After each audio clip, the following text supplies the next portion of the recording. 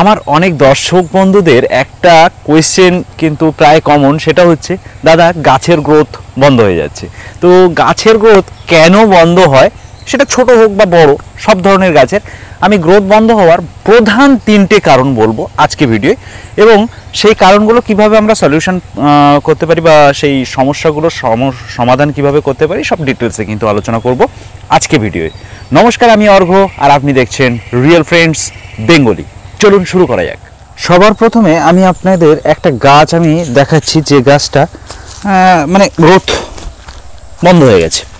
তারপরে আমি আলোচনা করছি, এই যে দেখতে পাচ্ছেন, এই যে গাছটা দেখতে পাচ্ছেন, এটা কিন্তু 1-1.5 মাস মতন বয়স, 1.5-2 মাসের কাছাকাছি বয়স। আর এটা কিন্তু মোটামুটি ওপরে উঠে হঠাৎ করে ব্রাঞ্চটা গ্রোথ বন্ধ হয়ে গেছে। তো এটা কি করা যেতে পারে, কেন হয়েছে এটা হওয়ার পিছনে কিন্তু ন্যাচারালি মানুষই কারণ থাকে, অর্থাৎ চাষি যে চাষ করছে সেই কিন্তু মূল কারণ থাকে, যে তারই কোনো না কোনো সমস্যার জন্যেই কিন্তু এটা হয়ে যেতে পারে।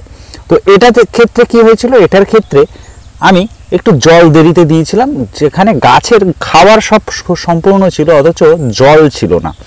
আমি পুরো বাগানটাতে 15 দিন জল বন্ধ রেখেছিলাম। তো 15 দিন জল বন্ধ রাখার কারণ হচ্ছে এই যে বাগানে বেশ কিছু জায়গায় ফাঙ্গাসের উপদ্রব দেখা যাচ্ছিল। তো আমি জল বন্ধ করে সেই ট্রিটমেন্টগুলো করছিলাম।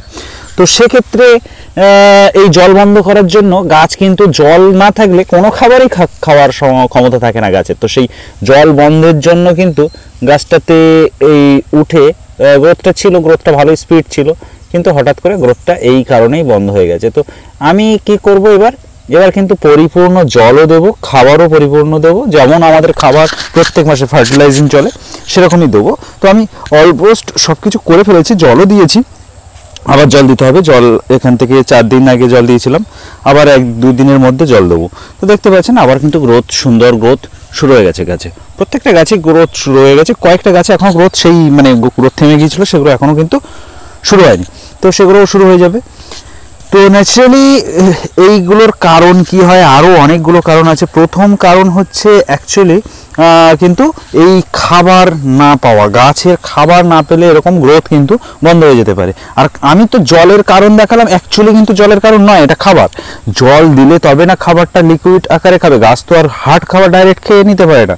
এটা হচ্ছে মূল হচ্ছে কারণ, যে জল না থাকলে গাছের গ্রোথ কিন্তু এরকম বন্ধ হয়ে যেতে পারে। এটাও হয়েছিল, এটা হচ্ছে ওয়ার্থ লাইম। তো এটাও হয়েছিল, এই দেখতে পাচ্ছেন, এই আবার শুরু করেছে, এখান থেকে আবার কিন্তু নতুন গ্রোথ শুরু হয়েছে। দ্বিতীয় যে কারণে গ্রোথ বন্ধ হয়ে যেতে পারে সেটা হচ্ছে আপনার যদি সূর্যের আলো গাছ ভালো না পায়। সূর্যের আলো যদি গাছ ভালো না পায় তাহলেও কিন্তু গাছের গ্রোথ ধীরে ধীরে বন্ধ হয়ে যেতে পারে।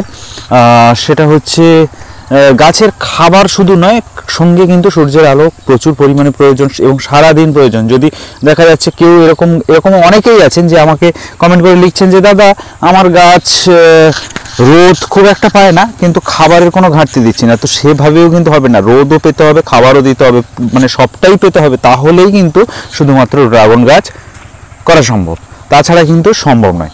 তৃতীয় যে কারণে গাছের গ্রোথ বন্ধ হয়ে যেতে পারে, আমি প্রধানত এই 3টে কারণই বলবো, মানে এটা মূল 3টে কারণ। এরপরে আরও ছোট ছোট অনেক কারণ থাকতে পারে, তবে মূল কারণ কিন্তু 3টে, যে গাছের গ্রোথ ন্যাচারালি বন্ধ হয়ে যেতে পারে এই 3টে কারণে। তো এই 3টে কারণের লাস্ট কারণ যেটা বলবো সেটা হচ্ছে, অনেক সময় আমাদের দেখা যায় যে ড্রাগন গাছের অনেক ডালে পিঁপড়ে মাথা খেয়ে নেয়, অনেক সময় পিঁপড়ে খায়, বা অনেক সময় অন্য কোনো পোকামাকড়ের উপদ্রবে।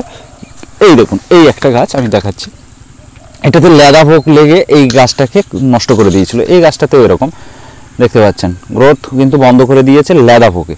তো লেদা পোকা কিন্তু এরকম, লেদা পোকা বলে কথা নয়, পিঁপড়ে, লেদা পোকা এরকম ধরনের ইনসেক্ট কিন্তু আপনার বাগানে যদি থাকে, বেশি পরিমাণে যদি থাকে, তাহলেও কিন্তু আপনার গাছ সহজে মাথা পর্যন্ত উঠবে না।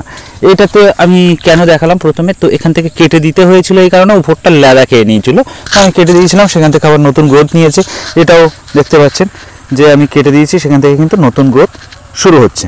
তো এই পিঁপড়ে বা ইনসেক্টের কারণেও কিন্তু সাংঘাতিকভাবে গ্রোথ থেমে যেতে পারে। বারে বারে পিঁপড়ে আপনার দেখবেন এই গ্রোথটা থেমে গেছে, আবার হয়তো নতুন গ্রোথ দিয়েছে, সেই গ্রোথের থেকে একটু উপরে উঠেছে, ওঠার পরে সেখানেও কিন্তু পিঁপড়ে মানে আপনার ড্যামেজ করে দিতে পারে। পিঁপড়ে যদি লাগে তাহলে ভাববেন যে সহজে কিন্তু সেটা সেই পোল থেকে পিঁপড়ে যাবে না। তাই আপনাদের অর্গানিক যে পিঁপড়ের যে ইনসেকটিসাইড আছে সেগুলো গাছে যাতে না লাগে, ওই গন্ধে যেগুলো চলে যায় সেরকম ধরনের মেডিসিন কিন্তু আপনারা ইউজ করবেন, যে পিঁপড়েতে দেবেন, দিলে সেটা যেন গন্ধে কাজ করে, সেটা যেন মানে বিষ হিসেবে কাজ না করে। যেহেতু আমাদের ড্রাগন গাছে বিষ লাগলে একটু সমস্যা হয়, সেই কারণে আমরা বিষ ড্রাগন গাছে সেইভাবে দেবো না। ইনসেকটিসাইড মানে অ্যান্ট রেফিলেন্ট প্রচুর পাওয়া যায়, প্রচুর ধরনের অ্যান্ট রেফিলেন্ট পাওয়া যায়, তো সেই অ্যান্ট রেফিলেন্ট কিন্তু আপনারা ইউজ করতে পারেন। এই পিঁপড়ের কিন্তু মানে এই যে লেদা পোক কিন্তু একবারে আসবে, একবারে খাবে, চলে যাবে তারপরে, কিংবা আপনি মেরে দিলে আর খাবে না। কিন্তু পিঁপড়ে কিন্তু বারে বারে আপনার বাগানে ভীষণভাবে সাংঘাতিক ক্ষতি করতে পারে। তাই আপনারা একটু সাবধানে থাকবেন, বিশেষ করে ছোট গাছের ক্ষেত্রে কিন্তু পিঁপড়ে মারাত্মক ক্ষতি করতে পারে। তো মোটামুটি এই 3টি কারণে কিন্তু ন্যাচারালি ড্রাগন গাছের গ্রোথ বন্ধ হয়ে যেতে পারে। আর এখন আপনারা খুব ভালো করে জানেন এই ডিসেম্বর মাসে কিন্তু ন্যাচারালি একটু ওয়েদারে কিন্তু রোদ কম থাকে, আর এই ডিসেম্বর মাসে সেই কারণে অনেকের গাছই কিন্তু দেখবেন যে গ্রোথ বন্ধ হয়ে আছে।